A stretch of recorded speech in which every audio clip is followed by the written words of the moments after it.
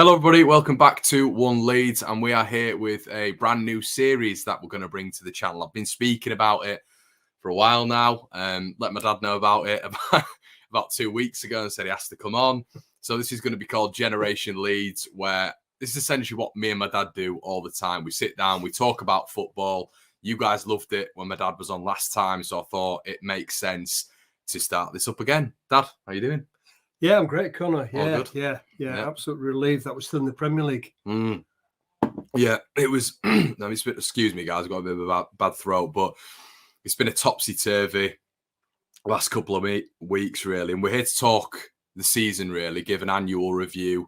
I think you guys want to hear that. You've mentioned it on the channel anyway, but I mean, we're just coming down from that last game, really, aren't we? Yeah, we are. Yeah, an incredible day, wasn't it? That really was. I think for me personally, I felt sick for 2 or 3 days before. I don't know about you, but my stomach was churned up. And watching that game at home, it was the worst and the best experience, wasn't it? That last you got to tell 5 minutes. You got to tell them what you did for half the game. Yeah, what do you mean? Well, when you walked out. Yeah, well, it got to about the 71st minute, something like that, and I couldn't take it anymore. You know, Connor was pacing up and down like an expectant father, and I was sat there all dried mouth, not had a drink.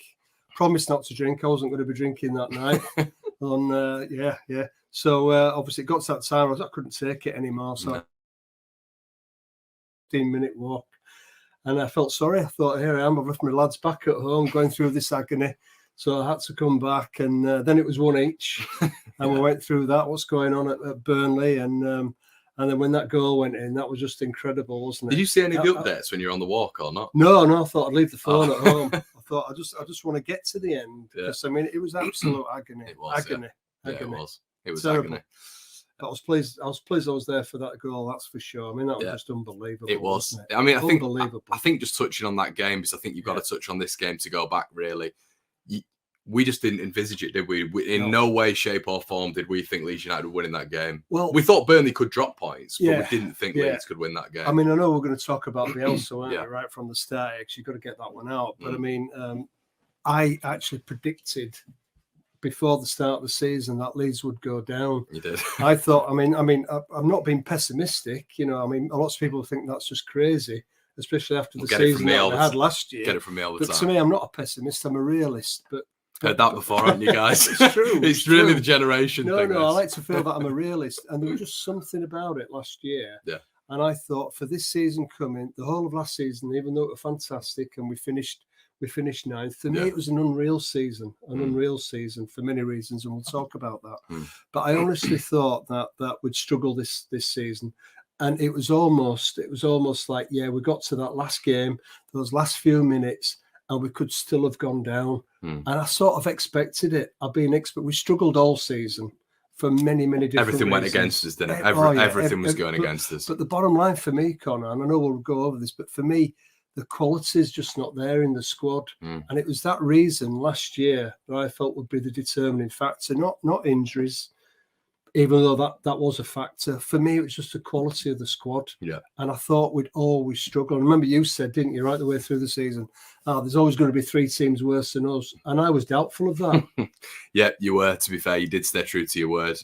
But if we do take it 12 months back, Leeds had just ended the season, 7 out of 10 wins towards the back end of the season. We'd looked on it and we thought they've changed the style of play. I'm not really sure they did towards the end, to be honest. You thought it was the players, didn't you? That took it upon themselves rather than Bielsa. I thought the players might have taken it upon themselves a little bit, been a bit more pragmatic. But you take it back 12 months, we'd just gone 7 wins out of 10. I mean, just saying that out loud with this Leeds United side, that side, the same, well, a weaker side, you could argue, 7 wins out of 10. It was, you almost took it for granted, didn't you, really? Yeah, you did. I mean, there was a definite change, wasn't there, in those last 10 games? It seems to be a different change. You know, whether Bielsa had really found a plan B or whether it was the players that took it upon themselves. But we were definitely a different outfit. Yeah. But the thing that really worried me about the oncoming season was the whole of it. You know, the fact that we had such a thin squad. I mean, let's be honest. The football that I've seen at Ellen Road over the last 3 or 4 years, for me, you know, and I'm sort of going on 57 years old. For me, it's been the best football I've ever witnessed. You know, we've been down there a few times. We've been lucky enough to get down there this season. But certainly the first 3 years of Bielsa's reign, it was magnificent. It was better than the Viduka team for me. But we were always riding the crest of a wave. To me, it was always we were very close to a crash and a burn. You know, and it was the depth of the squad. Felt like that in the Championship, didn't it? It did feel like you were on the edge a little bit all the time. It before, me and you used to talk about it, didn't we? Look at all the injuries. I mean, every year you get injuries to Liam Cooper, to Phillips, where they're out for a couple of tranches throughout, and then all of a sudden we struggle through that period, don't we? And it was the threadbare nature of the squad that really worried me. Plus the quality of the players, the bigger thing. Great in the Championship, that was good enough. The genius of a job that he did to turn them round. But for me, that odd season we had last year, where more teams in the Premier League were winning away from home than they were at home, it was an odd season. Everything seemed to come to pass. I thought was always struggling in front of full crowds. Yeah, we did say that, didn't we? You know, we've got the mentality, innit? The mentality, you know. Ellen Road's a very difficult crowd to play in front of. Yeah. And I think this season proved that. We've got more points away from home than at home. Yeah. And I was always worried. Always worried. Yeah, I can vouch for that. He definitely was. I think, 10 months ago, like you were saying, it was, you always did feel it was on the edge. And, you know, when you're coming into the summer months, then you've done so well. You finished on, 59 points. I think 59 points this season. Looking back, Leeds would have finished sixth.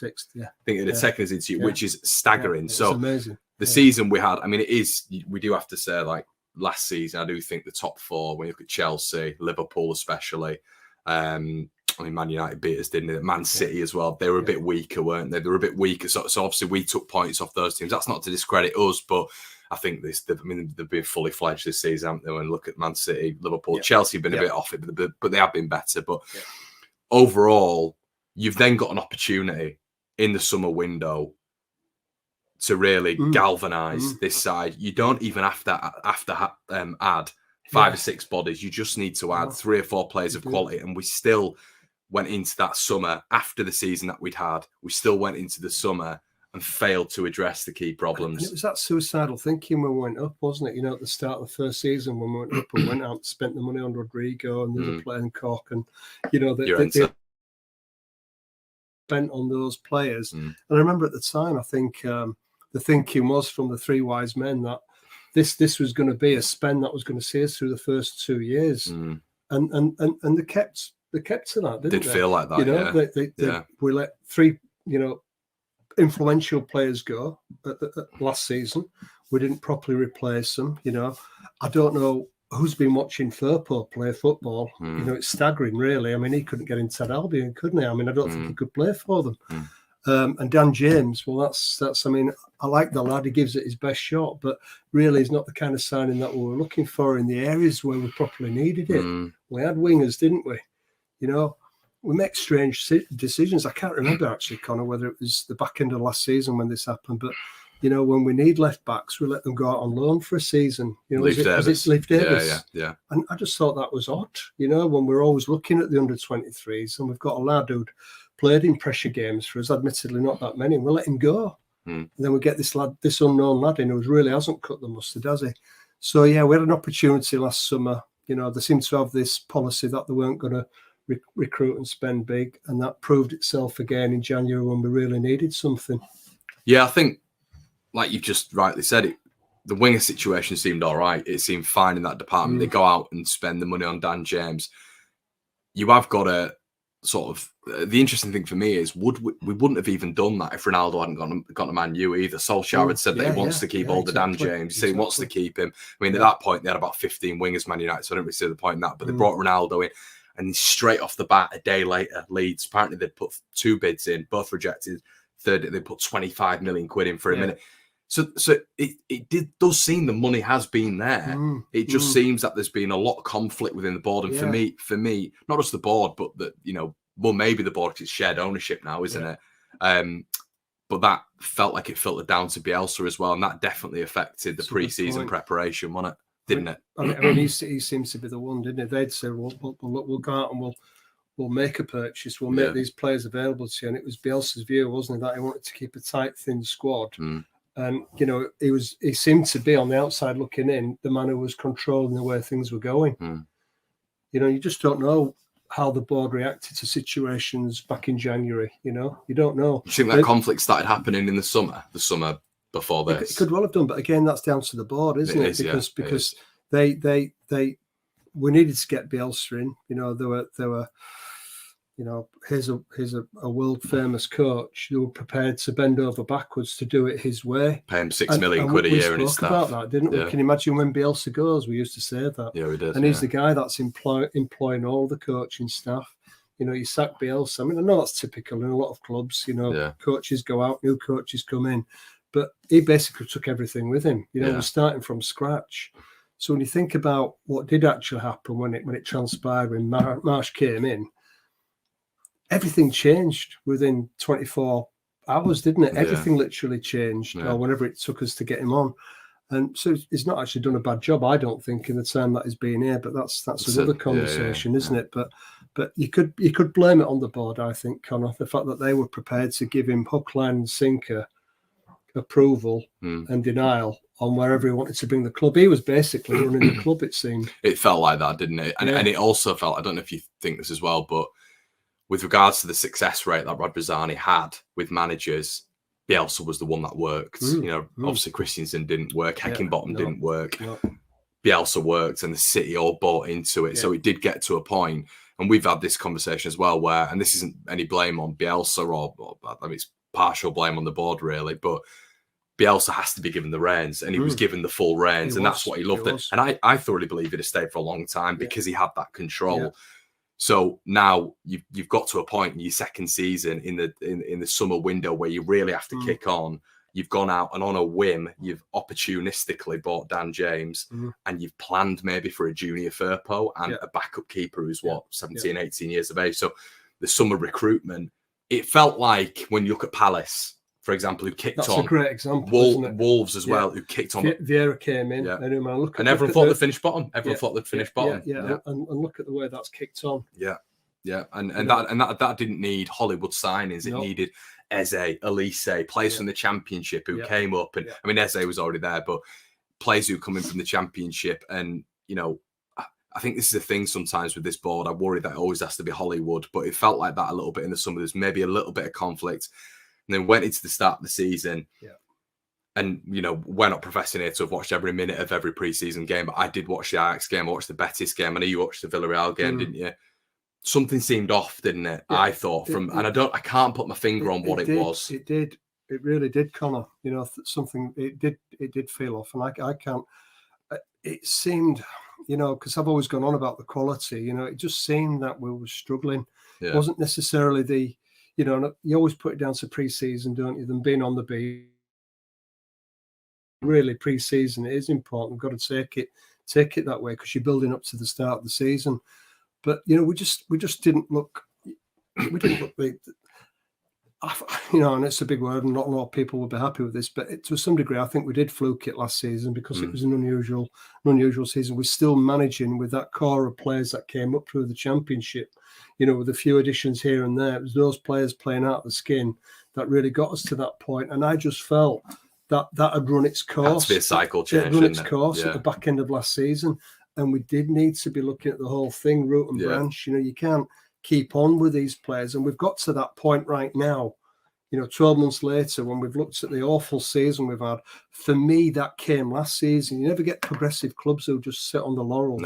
They never sit on the laurels, progressive clubs. And we seem to do that last year. It's almost like, well, we'll take Bielsa's word for it.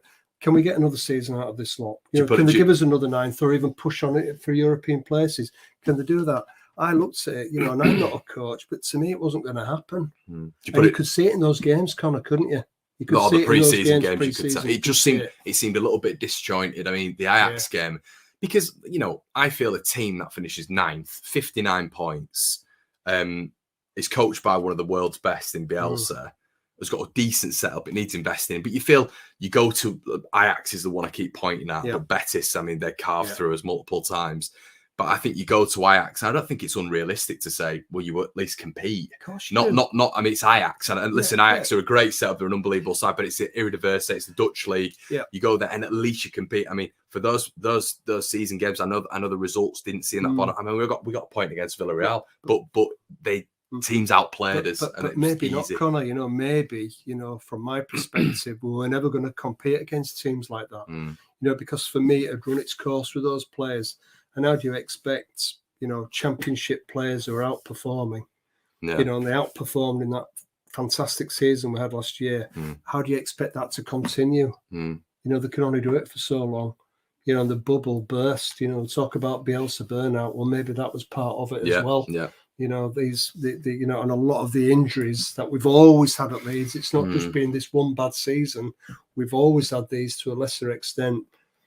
These players can only do so much. And as well, they can only play. It's like what we spoke about at the start, where we said the Premier League's got better, and these players are a year older. Yeah. They're a year older in this Bielsa system as well. Yeah.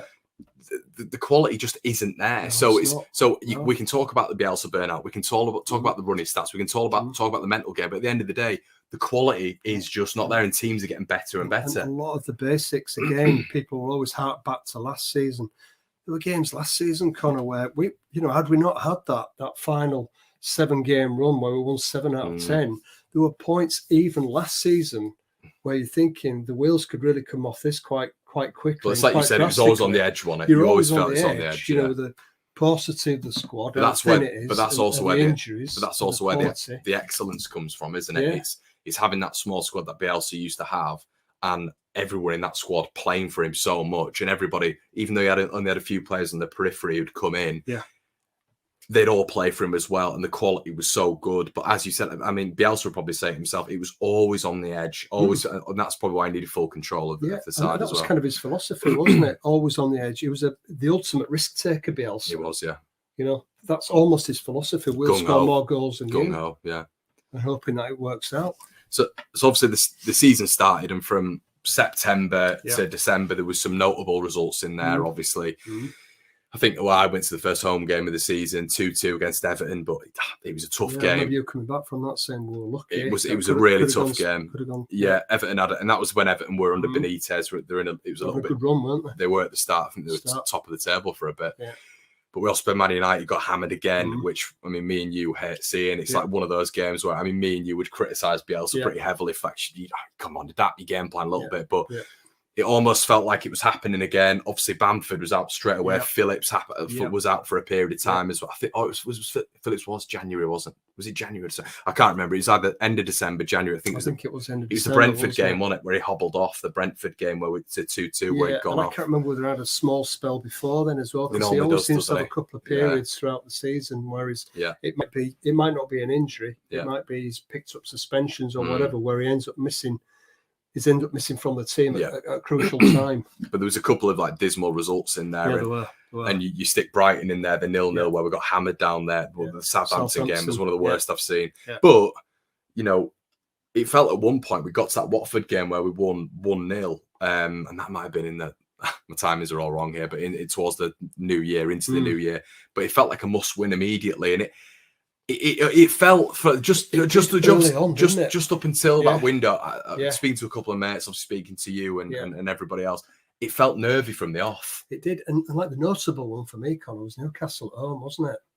When that one came around, and we had 2 or 3 of those. That was towards the back end, Norwich as well, wasn't it? Yeah. Where you felt that if we were to win that game, we could actually almost have clear daylight between us and the strugglers, and we probably Newcastle down there when it was 1-1. And Newcastle had that period of time, didn't they? That certain pen we should have got. Stonewaller. Yeah. I think that's when Dan James got tripped, wasn't it? It was, yeah. The box. Yeah.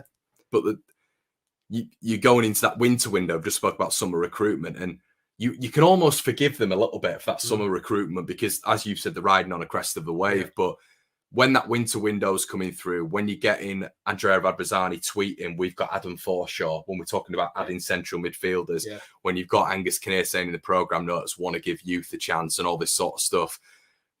I mean, that winter window, you really do struggle to take any blame away from the board by how they dealt with it. Because it was negligence, wasn't it? Just out and out negligence. You know, and they've often said in the past, or Roger Zarni said, I'm merely a custodian of the club. You know, I'm here for a moment in time. You know, this club's been around for over 100 years, and he's completely right. And he gambled massively. I wouldn't say Ridsdale style, doesn't come no, but I know what you mean. But he made a massive gamble all of those years ago, and it didn't pay off. And he's made a similar gamble. It almost didn't pay off, Connor. We came within a few moments last weekend of it not coming off, and that could have been almost oblivion. It was the great escape. I think the stat was that no team has gone into the final day since 2010, been in the bottom 3 and survived it. I mean, can you believe it? I mean, that's complete negligence on their part. Yeah. You know, like we said earlier, you know, you always get progressive clubs.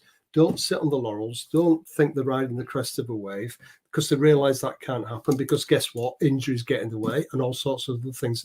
Yet you have some form of a backup. Yet have that. And I think I remember looking at live score at some point during the season, and Sheffield United were playing, and I was just interested to go and click on their lineup. And I looked at the lineup, and I looked at their bench, and I looked at ours from the previous weekend, and it was embarrassing. You know, you've got a 15-year-old kid starting on the bench. I mean, all you have to do is have a look at the bench, never mind the team. You know, and for them to be happy to say we've got quality kids, and they can come in and they can't. No, they clearly can't do that. And I'm really, really hoping that come the start of the season in 6-7 weeks' time, they don't make the same that mistake. bench doesn't look the way it has done all season. Yeah, no, 100%. I think you even heard from Bielsa that he was talking in January, and he said, well, to get a sort of, I'm paraphrasing here, but to get a better player than, let's say, a Matthias Klick, the club has to spend 20 million. That's just not true. That is just not true. You know, you look at Lewis O'Brien. There was an option there for Leeds to spend 8 to 10 million. That allegedly the club said no. I mean, Lewis O'Brien, let's be brutally honest here. Lewis O'Brien is better than Klick. He's better than Forshaw. He's a better footballer than these two. He's a kid as well. And he's 23 years old. So Leeds are probably in this window going to go and buy Lewis O'Brien and maybe come back and say, well, you know, he needed those minutes and experience in the Championship. But really, they could have got Lewis O'Brien in January, and it could have been a lot easier in that department because his fitness record's very good as well. And we could have ended up on 50 points. That's true, yeah. We could have ended up winning maybe 3 or 4 games, or losing 2 or 3 less. You know, and picking up draws here or there. He could have made that kind of a difference. But that's all and I think it needed. It literally needed Lewis O'Brien, who was there to be got. And you've also got I say just a striker. But when you've got Patrick Bamford, and they definitely knew what medically was going on with him. When you've got Patrick Bamford out for however long he was going to be out for, and they're consistently playing Dan James up top, that is something where does my head in. That's something where you just simply have to go and do, because any business would lunacy, isn't it? But any business would solve that, wouldn't they? Any business model, you'd go, if something wasn't working or if something wasn't there, you'd go out and replace it. Of course. Absolutely, of course. It's just it's lunacy, you know, how they gambled. And you know, this season has been for me a combination of Bielsa and the board. I mean, they you know, that's been the reason for the problem. You know, with Bielsa, we all loved him. You know, he's got a street named after him, after all. You know, and he will always be loved. And I've seen the best football I've ever seen, and I've loved it. But let's be honest, his time was gone. You know, he should really have been gone. He should have been given the boot October, November to get somebody else in my opinion. Well, should we get into that? Because what you just mentioned there is, I mean, it links to the winter window, because what they did was, I mean, I can't remember how many weeks and days they sacked him afterwards, but they're all talking about how they are in the table. If you excuse me, if you remember as well, we beat Burnley and West Ham, which I think added to their negligence, because they thought we can do this. But they've gone into a winter window, backing Bielsa, and essentially saying it's all right. We'll play the kids. This is that. You know, A, B, and C. And then they've sacked him weeks later, which is just. I mean, February, a few weeks. That was the complete misunderstanding. Why I think a lot of fans were, quite frankly, knocked off with it. Yeah. I mean, I honestly don't understand it, Connie. I mean, these people, you know, Roger Zarni is a businessman. But they all are. So it's almost like his whole ethos, you know, he's been successful in life before he got into football. It all goes out the window when football's involved. You know, and it is a business. I mean, for us, it's not. But running a modern day football club is all about business. And how they couldn't see the way it was going, or they're willing to flip a coin and hope that it works out. you know, it still makes me angry. I'm still angry about it now. Yeah. I really am angry about it because we got that close. Well, it's gambling our future as well as fans, isn't it? Because yeah. we put so much time and effort and money into the club. It's gambling with the club, and it's gambling with our emotions, with everything, isn't it? Generation has been lost. Yeah. Because we've been out of that top league, an entire generation. You know, getting on for nearly 20 years. It's a joke.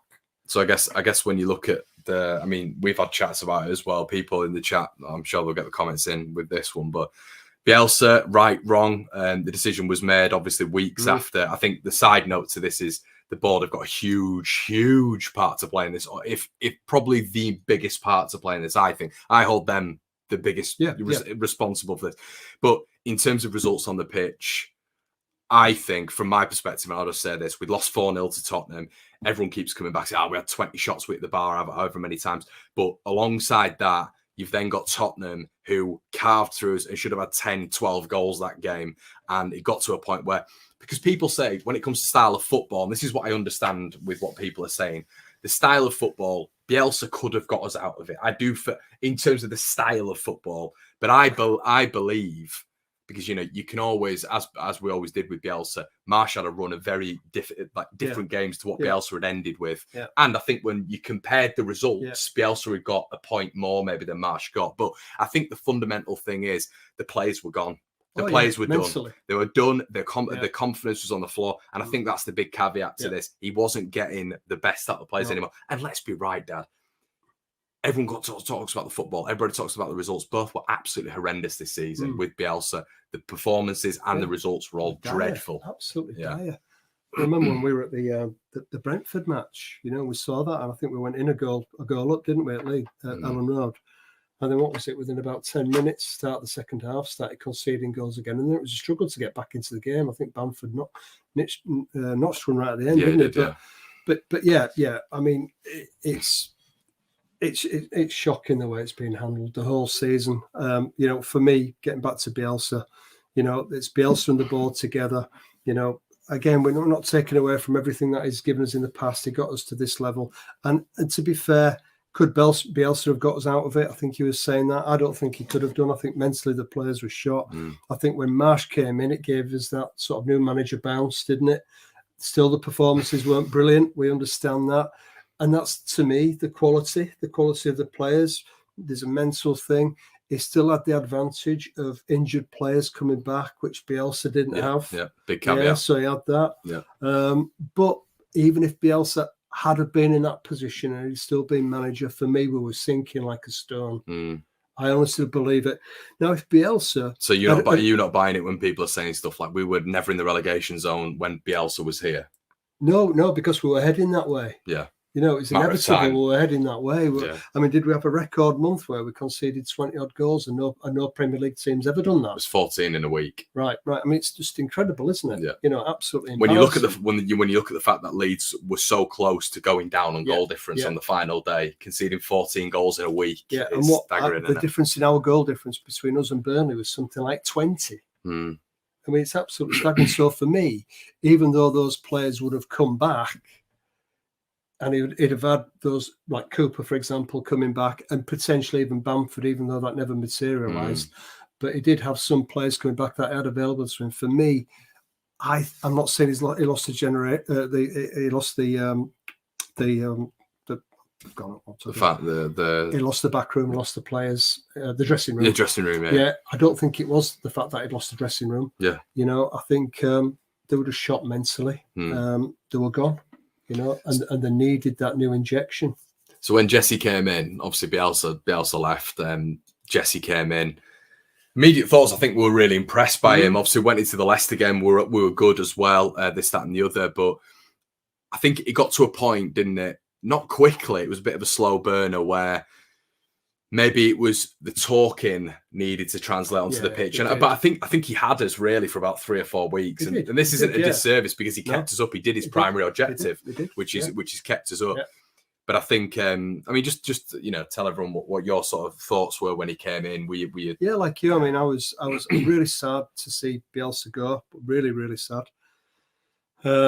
But I felt that we needed that as a club. To me, it's not about the individuals; it's about the club. That's the most important thing. It's about keeping Leeds where we are, where we deserve to be. So for me, I was more than happy to give Marsch a chance. And I was like you; it was great for the first few weeks. I thought, he's going to have a hard job here, changing the mentality of players who are fully invested into Bielsa for 3 or 4 years. It has been a real tough go, and it has been. You just don't change players like that overnight. Even though he was saying they're the best group that he's ever had and they're very intelligent. Do you believe that? No, I don't. No. I think that's just him, trying to make good of a bad situation, trying to make the players probably feel better about themselves. I think it came from a good place. But no, he brought his own way in. I'm not convinced it's the way forwards. We've managed to scrape ourselves out of this. I think, Connor, I keep on saying it. It's just quality of the players. That's what I'm most worried about. If we had a better staff down there of players, cohort of players, call them what you want, I think we'd have a better chance. And I'm I know we'll get on to this, but it could only work with what he had. Could have Bielsa got more out of them?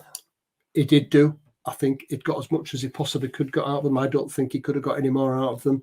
I think Marsch was just that tipping difference that we had, wasn't it? Somebody who came in, someone slightly different, and he just got us over the line.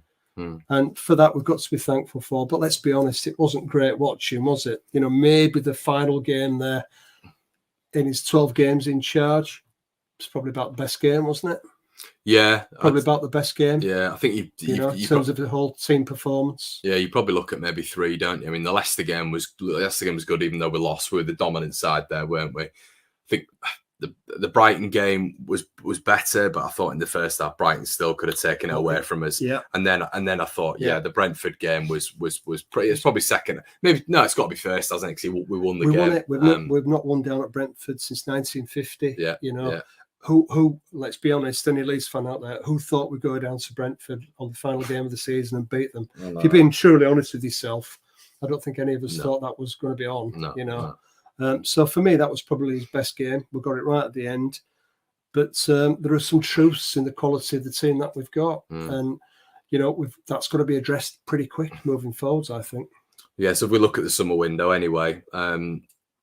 I think we've spoken about players coming in and players going out is a big one as well. You look at players like Helder Costa. Yep. I think he's played 27 La Liga games, no goals, no assists. I think the Valencia fans are a lot. So that's another. So that's a plus, isn't it? That's I guess it's a plus, but then you look at his sell-on value, and I don't know, maybe the fact that he's had La Liga appearances, maybe a team's going to come in for him, but Paveda, all these sorts of players who are on the periphery, Leif Davis, Cody Drame. Yeah. I mean, people on the periphery are also, I think they're more likely, obviously, to go out. But I think we've spoken about people who are in that starting 11 as well, who need to be either moved on or moved to the bench. I think, I mean... Well, for me, I think Firpo needs to go on. I know that won't happen. No, it won't. I mean, Firpo, I think, is one of the worst Leeds players I've seen in living memory. I know we've seen a few, but to me... And again, he didn't have a bad last game, but technically, he's just not there. He's not Premier League. No.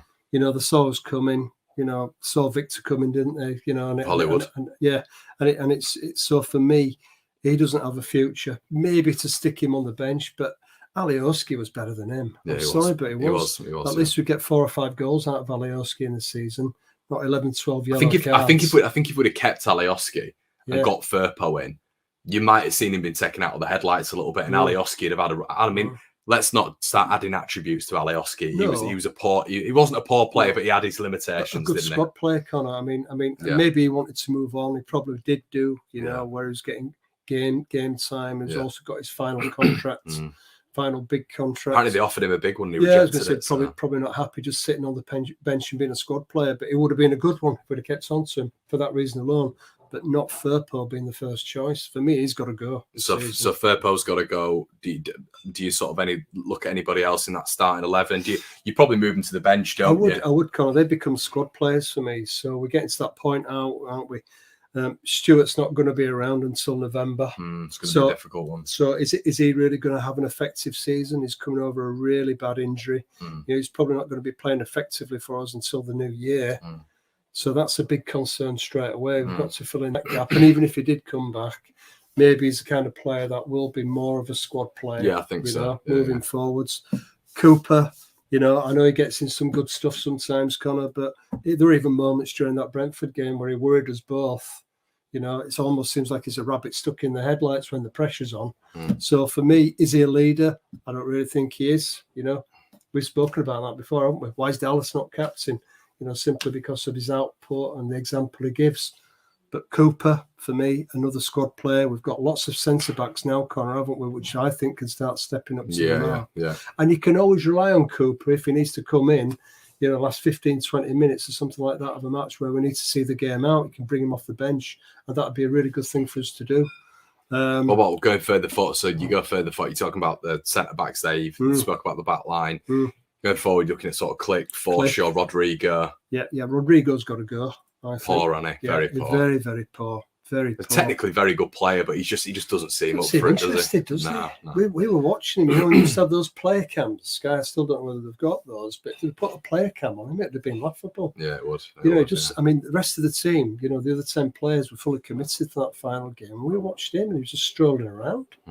You know, one effort on goal, which any class Spanish forward would have stuck away, and it just hits it straight at the keeper. You know, and time to time, so I would go Rodrigo and Firpo. For me, they don't have a future at Leeds. Click as a squad player. Yeah. Forshaw. In all honesty, Conor, I know you're not a big fan, but I'd keep him on as a squad player. So imagine that you've got those players now warming up the bench. Yeah. First All teamers of a who are now sudden on the it bench. starts to look good, doesn't it? It does, yeah. You've got those sat on the bench, but we need to have better players than those in place quick. So let's get on to that, because we've spoken about that quite a bit. Players coming in. We've got Brendan Harrison who's came in, who can play as a central attacking midfielder. He can play on the left as well. They've got to do more. They've got to do more quickly, haven't they? Yeah, they have. Keeper for me. Everybody seems to be forgetting about that. Yep. We need a keeper in, and already we're seeing movement outward between certain clubs. Johnston, is it Fraser Forster? I think he's gone. There's another one I think you mentioned, Con. Maybe 2 or 3 goalkeepers of experience, Premier League experience, that have already moved to other Premier League clubs that may not be first choice keepers. Yep. That's what we should do. John Ruddy, I think he's available on a free. Now, wouldn't that be a good thing? Ben Foster, wouldn't that be a great thing for Melier? Yeah. You know, if he had an experienced keeper alongside him and could be challenging him on a week by week, he could learn from him. You know, it's a big weight he's carrying on his shoulders for such a young lad. So a goalkeeper, a right back, a left back, that's what we need. We need another midfielder, another combative midfielder, in my opinion. And it's obvious we need a striker. Just 5 or 6 positions, isn't it? Without a doubt, to give us a chance to finish between 11 and 15. And that's what I'm saying. We need 5 or 6 Premier League quality players on that bench to finish between 11 and 15, and then we build on that for next year. Because the Premier League's going to get better again, isn't it? It always evolves. You stand still, you go down. That's what happens, isn't it? I've already seen that already from Villa. They brought in a couple of new players that on the outside they look like decent signings. God knows what Newcastle are going to do. They've been rumoured to be interested in Harrison, you know, so they're going to be doing some big stuff. You know, and then you've got Villa are probably still going to be doing that. But it's probably teams in and around 4, 5, 6. I know Villa are in and around us, that, but probably in terms of budget and in terms of, we say ambition. I mean, Leeds say they want to be there, but they need to show it. I mean, Villa have done, but you look at teams in and around us. You look at your Palaces, your Southamptons, your Evertons. I mean, Everton aren't going to do it because of financial fair play, but those teams are going to strengthen, aren't they? And Leeds have to keep up. Definitely. And I think, you know, the kind of players, and you keep on going on about Hollywood signings, and I agree with you, Conor. Hollywood Victor. I agree with you. You know, you need to be looking, you know, players in the Championship. You went to Spence, who played in that game. Yes, that's the first time I've seen him playing. Looks like a right player. Yeah. You've also got O'Brien. Now, why couldn't those players fit straight into a Premier League team? But as well, if you were brave enough and went out for them, but as well, I know. And when we were speaking about that, and I think that Notts Forest side is perfect for the Premier League. They've got a lot of good players in that side. I think we both agree with that. But even the Man United loanee, James Garner, what a talent he looked. But he looked excellent. And it's this is the thing, people seem really arrogant to the Championship. And when you Victor Orta, and he throws these names into the hat, he's spoken before about James Garner, he's spoken about Brendan Harrison. Well, you're getting Southampton and Leicester already putting these players at the top of the list. So they're already looking at these players and saying, you know, right, we're going and getting these players who we think can make the step up. for me, it doesn't need to be more Hollywood signings. It doesn't need to be a Rodrigo. It doesn't need to be. I don't. And this isn't to go on to the American bandwagon or anything like this, but I do think you need players who definitely fit the system. But what I don't want Leeds to become is an old Jesse style where he's been at Salzburg before, he's been at Leipzig and bringing those players. That's, for me, it's too big of a risk. I don't think he will do that. I hope not. I think he's got more between his two ears than to do that. But then this also begs the question, because the three wise men seem to think that we've got some great under-23s. So that also begs the question, are there any of those under-23s? We already know about Joffrey. I'm not too sure about Greenwood. Cresswell. Cresswell, yeah. Bate looks like somebody who could maybe do something, but to throw him straight in again, into being a first team player right at the start of the next season, it might be a bit soon. If it's a bit soon, who can you have in before he steps up to that? Well, I think a lot of people have said that, you want Lewis Bate to start, you want even when you've had Somerville, want Somerville to start. The reason behind that is because we've got nothing else. Yeah. So it's like if you had, I don't know, if you had certain play, if you had like a Brennan Johnson who we were talking about last night, if you had him in the side, or if you had a John Swift or a Lewis O'Brien, I know you keep looking names for the Championship here, but you've got some diamonds down there. Look at Sander Berger. Sander Berger, 6'3" monster. He's a given. He's an absolute given. And Sander Berger, his profile's not as high anymore because he's still with Sheffield United, 23 years of age. Without doubt. 20 million on him. He lives local. It's not as though you're recruiting him from some other part of the country to come up here. That's a perfect one, Connor. Yeah. He'd be ready-made for us. But there is the under-23s, but for me, those players like Bate and Somerville, for me, they're making that bench look like a good bench. We need players ahead of them. Sanderberg, he's had Premier League experience. He'd be ahead probably over O'Brien for me. You've been impressed by him, haven't you? Yeah, because he's had that Premier League experience. And then you look up front. You don't always have to be looking at a Bamford style forward. No. Of course, there's the two lads at Watford. So I think it's Sarr, isn't it? Yeah, sorry, Sarr and Dennis at Watford. Yeah. So, maybe there could be something there, but we definitely need something up front. And Joffrey, again, is somebody who could imagine him on the bench as well and just maybe potentially, he could start maybe one in every four or something like I don't know. I think the overriding messages, though, like we've spoken about the Australia tour, and they decided to do this. I mean, listen, we've got a lot of fans in Australia, but I mean, surely it'd have made more sense to do America with the obvious connections at the minute. I just don't really. But there you go. I know we've got thousands of fans down in Australia, but maybe it's the board member that came on board last year, the billionaire. Well, we've got really seem to be showing much cash at the moment. Well, we've got 44% who are all Americans, haven't we? San Francisco 49ers. So, but I think before that, in sort of 6 to 7 weeks now. You've got to get a little bit of synergy and cohesion within a squad. Otherwise, I mean, what are you going to be doing? Are you going to be looking at players whilst you're on? So, I mean, I remember that in Australia when we went last time, Leeds was still looking for players whilst we're there. And then you go into a season unprepared, don't you? That's what our pre-seasons seem to be. Well, it felt like that last summer, didn't it? We were unprepared. We've got one over the line now, right at the start, which is. But you felt like that was a January one. Yeah, that was a January one, wasn't it? The work was done, yeah. But now we're looking at the next. And I know if we haven't got another signing tied up in 2 weeks' time, me and you call us pessimists, but realists, we'll be looking forwards thinking, this is going to be a little bit of a struggle for us. 100%. Because we need players to be coming in, good quality players, and they've got a real difficult task, the board, to bring them in. But I'm hoping that our scouting network's good enough. We've already identified 10 to 15 players that we could bring in, and we're working on that, knowing that you're going to have a churn rate of 50% of them, it's not going to work out, and then you've got another 50%, another 7 or 8 to work with, and then you think maybe only half, maybe 2 or 3 won't work out, two or three of those won't work out, and then you're left with maybe 4, maybe 5. Well, that's the thin end, isn't it? We could do with 5 or 6, but to be honest, Con, I don't think we'll end up pulling in more than 2 or 3, but we'll see. We'll see, guys. We're going to leave it there anyway. It's been about 45 minutes. I think it has. I can see the laptop dying now. But thanks for joining me, as always. It's been a pleasure. It's been good. Guys, make sure you leave your comments in the section below. This is probably a season review. I think I'm going to title it as, so make sure you leave your comments in the section below. We'll probably be back next week if you fancy doing it again with Generation Leeds. I know some of you guys really wanted to see it and all this sort of good stuff. So make sure you like, comment, and subscribe, guys, and we will see you in a bit. Cheers.